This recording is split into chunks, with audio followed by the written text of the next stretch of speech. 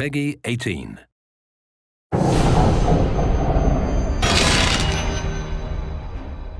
Hi, I'm Decter-Jackson, the creative director at Complex Games. On May 5th, we're releasing Warhammer 40,000 Chaos Gate Daemonhunters, a turn-based tactical game set in the grim darkness of the far future. You will command the elite chapter of the Space Marines known as the Grey Knights as they attempt to stop the Bloom, the plague inflicted upon the galaxy by the Chaos God Nurgle. Today, I'm going to talk you through a slightly condensed version of one of our first major story missions. This ends with a quick tease for a major narrative event that shapes the rest of the game. If you're a Warhammer 40,000 fan, you won't want to miss the finale of what we've got to show you today. In this mission, which caps off the first act of the game, our Grey Knights have been led to an Aeldari Craftworld by the Inquisitor, Kartha Vakir. She seeks to investigate the source of the bloom. You can see we've got Vakir selected right here.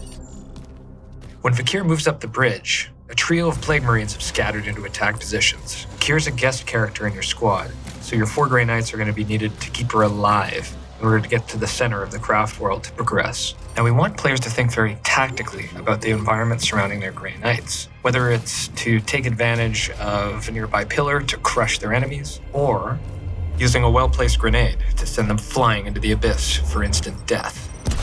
As you can see, this craft world has been badly damaged by Nurgle's encroaching forces, but this does create some environmental opportunities that you can use against your enemy. And this is just one of many unique maps you'll encounter as you progress through the story of the game. We're close. I can feel it.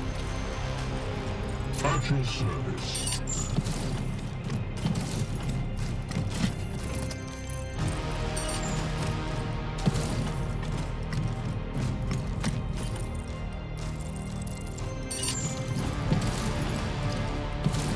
With the Plague God Nurgle as your enemy, you're going to have to be wary of status effects in this game.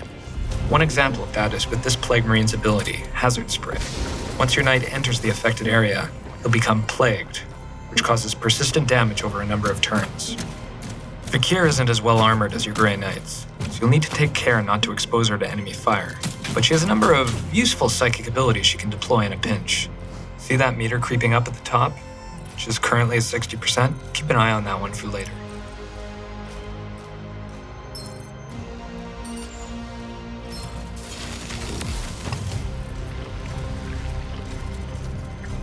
Next up, we'll use our Interceptor's psychic ability, Hammerhand. From here, I can choose from a variety of close-range attack options depending on the enemy. Alright, so we just stunned that Plague Marine, which temporarily immobilizes him and makes him vulnerable to critical attacks. You'll notice the meters now hit 80%. Every time you use one of your psychic abilities, the meter goes up by a certain amount of percentage, and we'll explain exactly why in a few moments.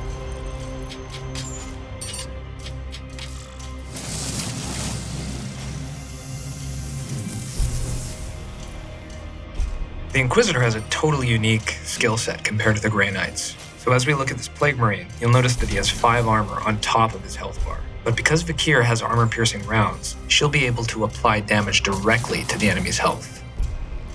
Now with this Plague Marine already stunned, you'll have access to an execution option from the precision targeting screen. Let's put this guy out of his misery. What's important here is the execution will give all our Grey Knights a little AP boost. Our combat system in Chaos Gate Daemonhunters is all about rewarding players who take an offensive approach, rather than being cautious and defensive. Destroying an enemy also rewards that knight with willpower, which helps to further fuel the use of psychic abilities you saw earlier.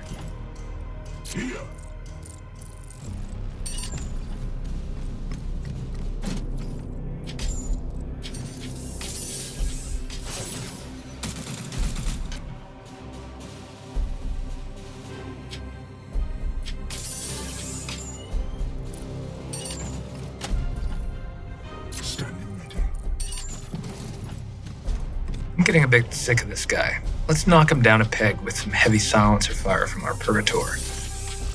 The Grey Knights each have a war gear slot, which you can fill with a grenade, servo skull, or other passive equipment. Here, our Apothecary class is wearing Terminator armor and is using a Medicae servo skull, which can be used to help heal Vakir's wounds. I'm going to bring Vakir into the center for more protection.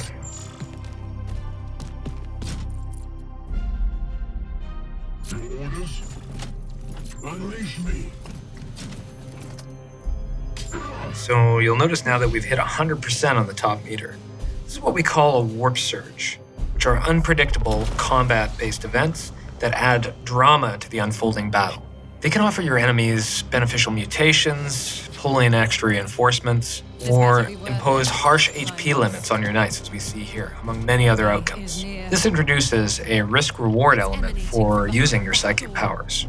Cover me while I release its wards. Yes, Commander. My blade is yours. As you will. Your orders. As we're pushing across the bridge and getting closer to the door, additional forces have entered the fray. Now that big enemy at the bottom of the stairs is the Mephetic Blightholder, a tricky opponent that can bombard your Grey Knights with artillery fire from far away.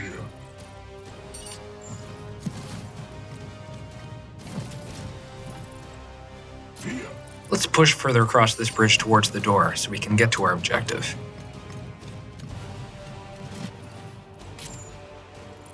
My blade is yours.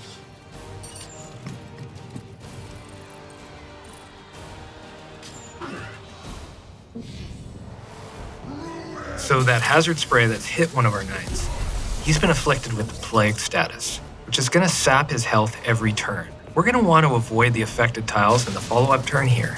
That's why we let players plot waypoints around each map, so the Grey Knights can tread carefully when they're pushing into the fray. Now, our knight here is about to be afflicted with the Drain status. This is going to limit his access to his psychic abilities. This Plague Marine has gone into Overwatch, which is something your Grey Knights can do too, but playing defensively won't always work in Chaos Gate Daemonhunters. To get around the enemy's Overwatch zones, your Grey Knights have a few neat ways of avoiding damage, which we'll show you shortly. Oof, suddenly we're dealing with a lot of enemies on multiple sides. While our first knight was able to parry the attack thanks to his weapon's auto ability, you'll see in a few moments that the Blightholder is still able to land a cheap shot while he's exposed.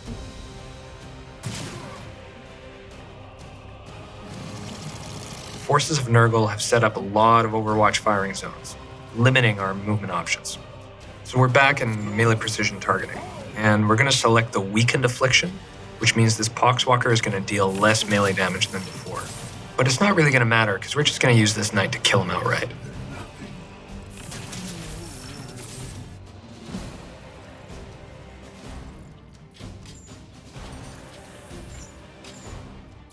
Alright, let's try and thin out this cluster of enemies on the left flank.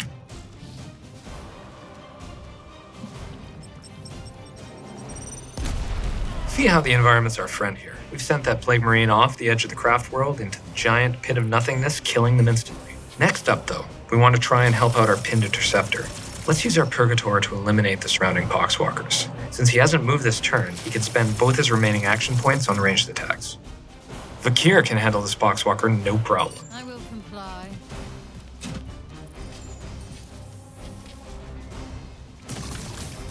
We can avoid having our Interceptor take any damage in that Overwatch zone by teleporting them out of the line of fire.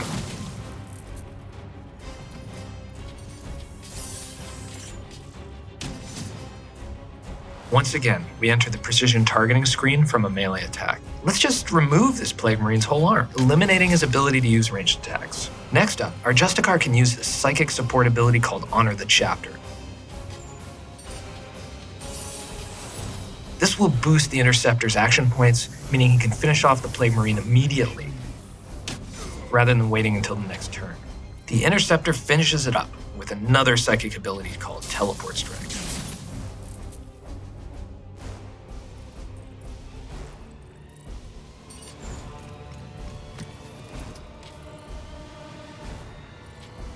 So let's turn our attention to this Blightholder. The Apothecary class has an ability called Scourging, which afflicts the bleed status effect on its targets. This will cause damage every turn. Fortunately, the Blightholder is a mechanical unit and resists bleed. Different enemy types require different approaches to your tactics. The combination of reduced HP from the Warp Surge effect and the Plague status are starting to catch up with our Grey Knights. Our Interceptor is down.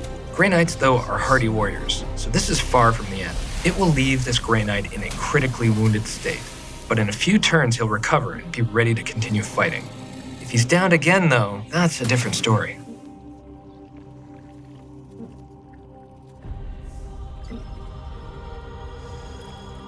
The only threat left on the battlefield right now is that Blight Hauler. So let's see what our Purgator can do about that. Nice, that threat of ranged attack is now gone. Still, the Warp Surge meter stands at 100%, meaning we've got another unpredictable event that's guaranteed to occur. Our Justicars just used Crushing Charge, another psychic ability that bypasses all enemy autofire. This is another great way of dealing with layers of enemy Overwatch without taking any damage.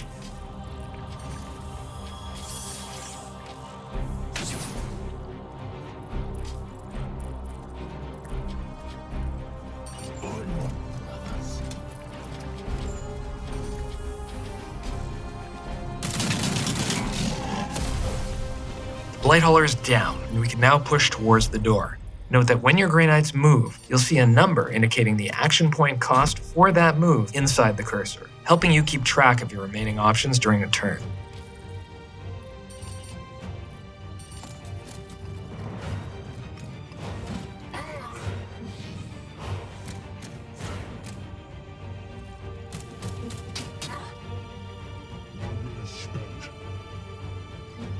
That new Warp Surge created an area on the map that stops our knights from using their ranged weapons, so we're going to want a waypoint around that.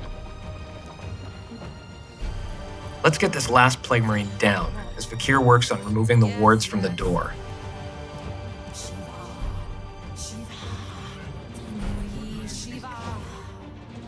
Our Purgator has an ability called Astral Aim, which allows him to access precision targeting from range. Principles of targeting different areas on the enemy remain the same, except you can select that target from a distance. This is an example of how upgrading your Grey Knight with specific abilities allows you to shape your approach to tactics on the battlefield.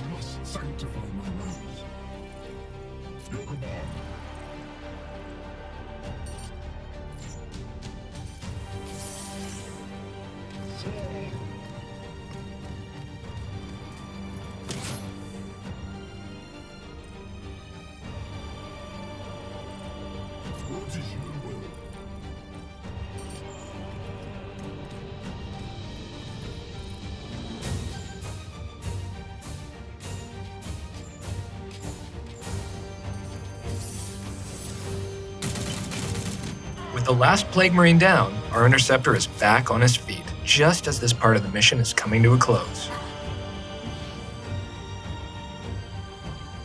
The way is open. Knights, with me. It is time to unearth the secrets of this plague. With Vakir and your Grey Knights now able to access the heart of the Craftworld, and Nurgle kept at bay, we'll end this sequence with a quick tease of a key scene that sets up the rest of the game. And remember, this is only the first half of this mission. The game's first major boss waits for you inside the Aeldari Craftworld.